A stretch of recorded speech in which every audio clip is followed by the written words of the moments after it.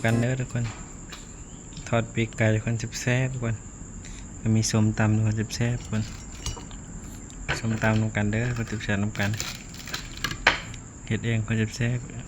ๆทอดปลานิลทุกคนทอดปลานิลทุกคนแซ่บๆคนปลาธรรมชาติทุกคนแซ่บๆส้มตำทุกคนมันแซ่บๆนำกัน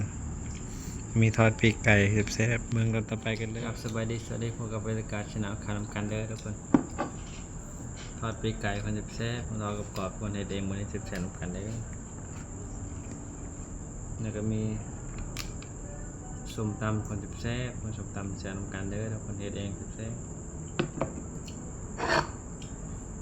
ทอดปลานิลคนแซ่บปลาธรรมชาติทุกคนแซ่บนำกัน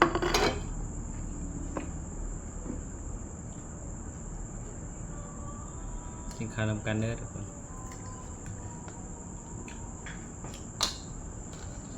ข้าวเหนียวฮ้อน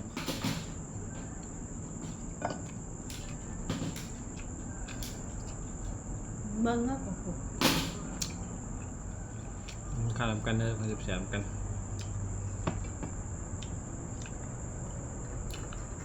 ส้มตำกับทอดปีกไก่คนแซ่บ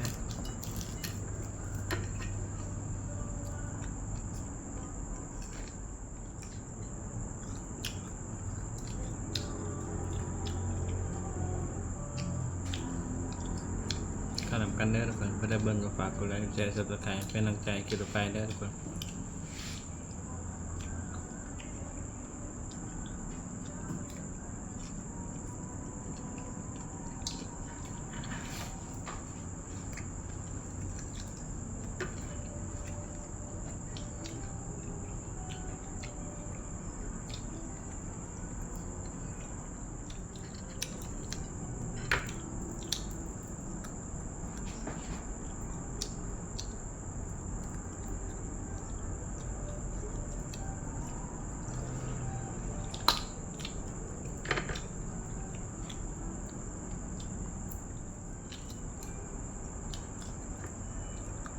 แซ่บๆกันเด้อทุกคนคำยำกันแซ่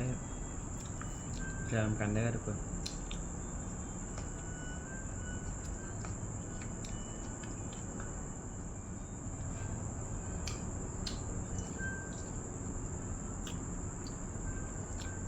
ฝนตกยุงหลายยกจ้องมือนะคนก็ได้ตกคัก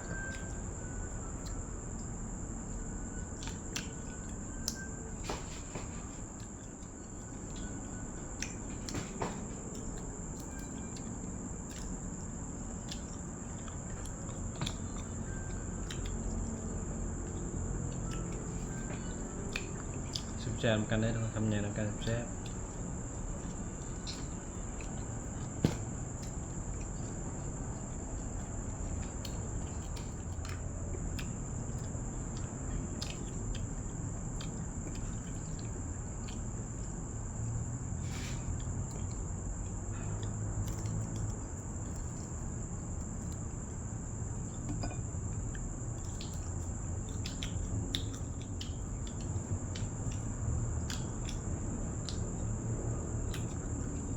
ส้มตำแซ่บๆคำยำกันได้ทุกคน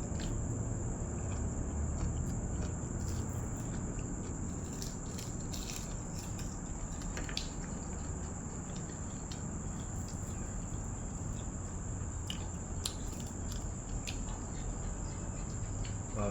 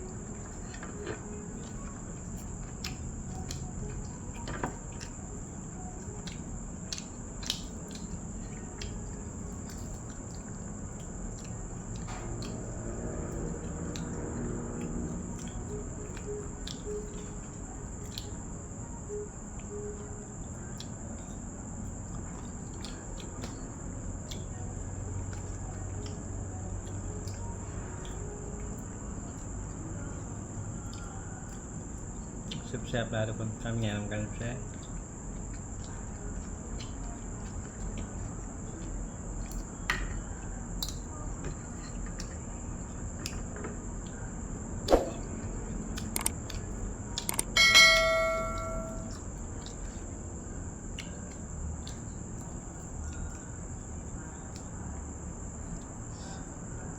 ทอดปีกไก่ทุกคนกรอบๆแซ่บ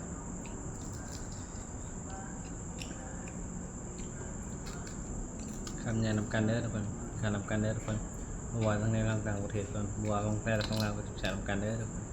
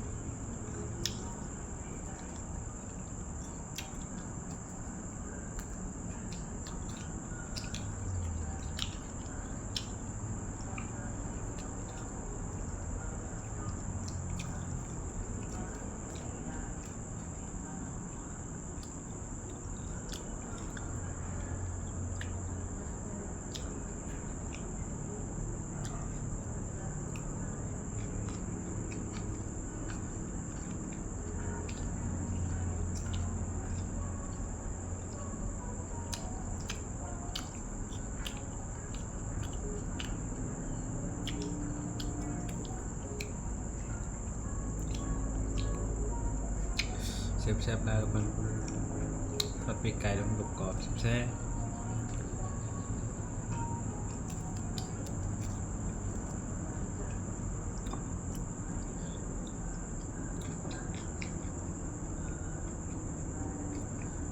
ทอดปีกไก่กับส้มตำก็แซ่บเข้ากันขายทุกคนแซ่บ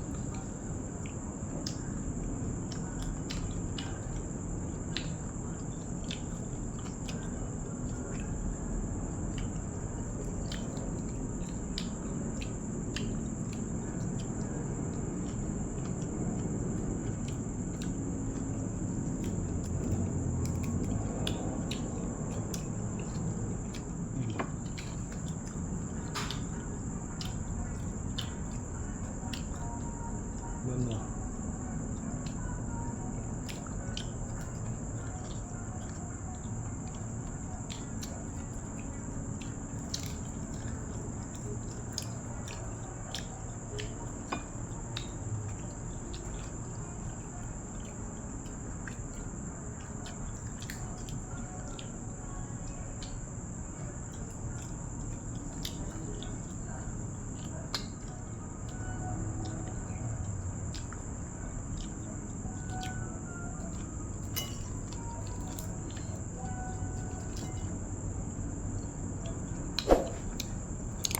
คุณด้วย